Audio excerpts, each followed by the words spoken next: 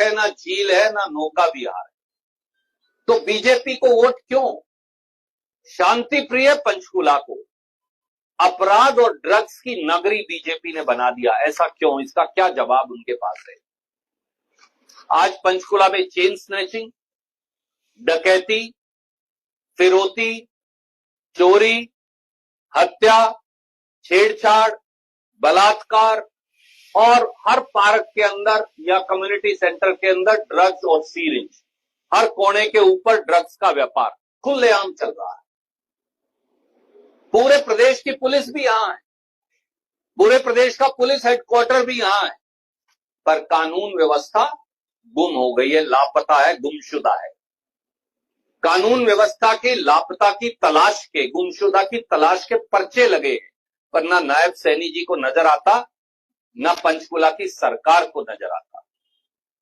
Panchkula